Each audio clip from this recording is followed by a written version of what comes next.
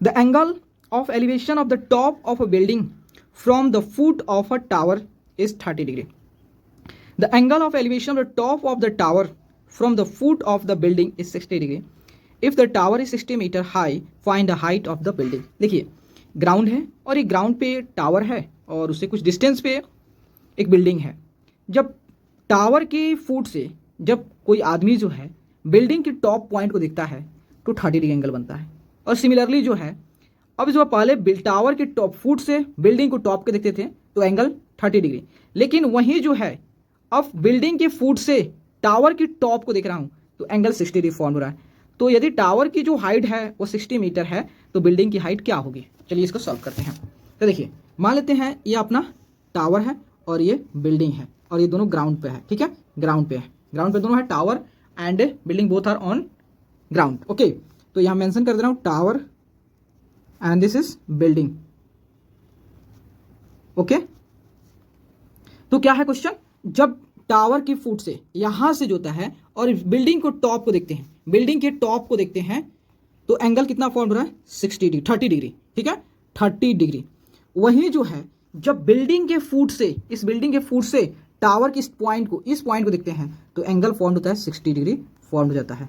ठीक है, तो यहाँ 60 डिग्री फॉर्म हो रहा है. करें यदि टावर की हाइट जो है कितना है 60 मीटर है, 60 मीटर है तो इस बिल्डिंग की हाइट क्या होगा. तो सबसे पहले नेमिंग करते हैं ए बी सी डी. तो ये बी सी जो है एच है. ठीक है, बी सी जो है एच है. तो हम क्या करते हैं, सबसे पहले जो है इस ट्रायंगल में चलते हैं ए बी डी ट्रायंगल में. तो in triangle A B D, तो ए बी ट्रायंगल देखिए तो यहाँ पे देखेंगे कि ए बी डी ट्रायंगल जो है यहाँ पे राइट एंगल ट्रायंगल है, राइट एंगल ट्रायंगल है. तो राइट एंगल ट्रायंगल में हम पाइथागोरस हम जो है क्या ट्रिगोमेट्रिक रेशियो अप्लाई कर सकते हैं, अप्लाई कर सकते हैं कि नहीं. तो वहीं जो है यहाँ पे एंगल क्या बन रहा है फॉर्म 60 डिग्री. तो 10 60 इक्वल टू क्या होगा P बाई बी. तो 10 60, तो 10 60 का वैल्यू कितना होता है √3 और P फॉर परपेंडिकुलर, मतलब इस एंगल के सामने वाला परपेंडिकुलर होता है और एंगल से जो साइड अटैच होता है वह बेस होता है. That means AD by AB. ठीक है, AD बाई AB. तो यहाँ देखिए √3 इक्वल टू AD कितना है, तो AD इज गिवन 60, तो यहाँ 60 हो गया AB. तो AB क्रॉस मल्टीप्लाई करेंगे AB इक्वल टू 60 बाई √3, ये AB का वैल्यू आ गया. ठीक है, अब चलते हैं, देखिए अब ट्रायंगल चलते हैं ए बी सी. तो ए बी सी में आएंगे तो यहाँ एट बी पे राइट एंगल ट्रायंगल है, तो बी पे राइट एंगल ट्रायंगल है, राइट एंगल ट्रायंगल है. तो यहाँ पे हम ट्रिगोमेट्री रेशियो अप्लाई कर सकते हैं. तो वहीं तो यहाँ देखिए इन ट्रायंगल ए बी सी, तो यहाँ पे ए बी सी, तो ए बी सी ट्रायंगल यहाँ पे 30 है ना, तो 10 30 इक्वल टू क्या होगा P by B. 10 30 equal to 1 by √3 equal to P. P क्या है, P यहाँ इस एंगल के सामने वाला देखिए 30 है, तो इस एंगल के सामने वाला साइड कौन सा है, ये BC है और इससे अटैच साइड AB है. ठीक है, तो BC बाई AB, तो क्रॉस मल्टीप्लाई करते हैं तो AB इक्वल टू देखिए BC को हमने क्या माना है, H माना है, तो यहाँ H लिख सकते हैं H बाई √3.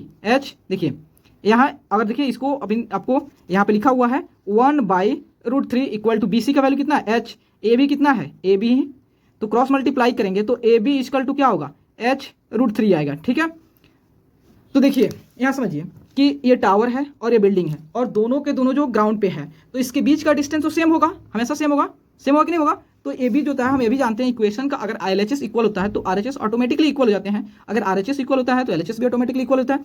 तो इधर भी AB यहाँ भी AB, तो AB इक्वल है, इसका मतलब इसको हम लिख सकते हैं क्या 60 बाई √3 इक्वल टू H √3. ठीक है, अब इसको क्रॉस मल्टीप्लाई करते हैं 6 √3, इसको इधर √3 को इधर शिफ्ट करते हैं. ठीक है, तो क्या हो गया H हो गया. तो देन जो है देखिए 60 √3 इंटू √3 क्या होगा 3 हो गया इक्वल टू H. 3 से 60 20 बार में, that means H equal to 20 meter. तो H क्या है, H जो होता है हाइट ऑफ द बिल्डिंग, तो लिखोगे hence the height of the building is what 20 meter. Okay, तो प्लीज दोस्तों अगर आपको वीडियो अच्छा लगे और आपके लिए अगर हेल्पफुल है तो प्लीज चैनल को लाइक एंड सब्सक्राइब प्लीज जरूर करें, क्योंकि आपका लाइक सब्सक्राइब ही मोटिवेट करता है. Okay, thank you friends.